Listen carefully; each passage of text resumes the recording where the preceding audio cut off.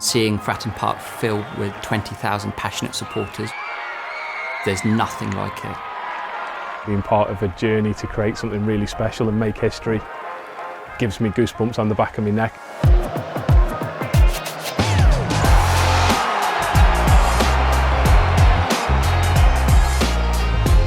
It's all geared around what are our priorities, and inevitably that's the football. For example, if there's a match happening on a Saturday, what are the priorities needed for me and my team to hit that match day and ensure everybody is well prepared, organised and knows what they're doing.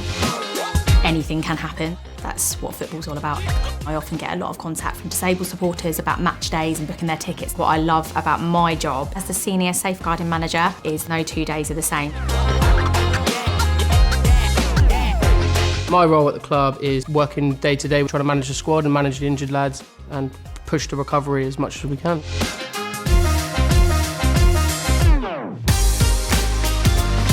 One of the myths I had when I was getting into football is you can only work for a football club if you know football. And since I've come here, I've realised some of the people who are top of their jobs have no football background.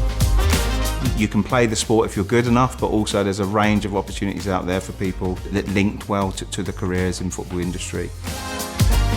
Marketing is there shouting about all the amazing things that we do. We might be looking at what the website looks like or scheduling some stories for our social media. The fundraising side of things is kind of making sure we've got the money to do those things. Might be going out to see partners, networking events, things like that. It's phenomenal to kind of see how Pompey makes such an impact in the community as a family. Football is a 24/7 business and there are so many jobs within a football club. There's a lot of different jobs out there, some you wouldn't even think of. If you think of a player performing at their best, it's who sits around them to make them perform at their best. That all come together with one shared goal. It's more than just a one-size-fits-all. If you don't make it on the pitch, then there are plenty of opportunities out there. Working in professional football is not like having a real job. The variation we get to have, the good times, the bad times, the connections you get with people, it's an absolute privilege to work in football professionally. Being a part of a team that are so committed and passionate about providing a brilliant service to all supporters, that's not lost on any of us.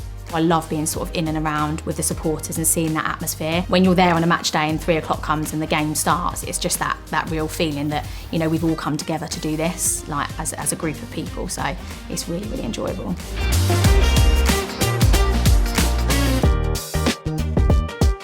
My route into football was I done my undergrad degree in sports therapy, and then once I finished that I applied for an internship role, and within that time I done my masters in S&C and then started at Portsmouth. I did a management degree and then after that I did masters in marketing. You don't have to do a degree, but actually they've been really key to teach me the things that I need to know in order to do the role.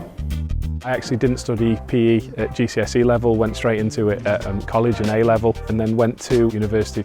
Studied sport and exercise science and allowed it to sort of shape where I've ended up to now. The University of Portsmouth and the football club both work as a partnership. We work together by going into schools and promoting education within the city, and it's really inspiring that these avenues do exist and they're going to continue to grow as well. Really, really proud of the opportunity.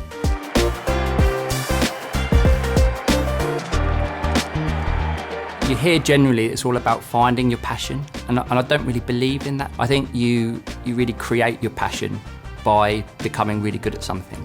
If you know you have the love for football, I think you have to try and explore as many things as possible. Getting involved in those projects and giving your time really helps build that experience that you might need. In order to create something, get really good at something, you just have to start. Don't be afraid to fail and see where it takes you.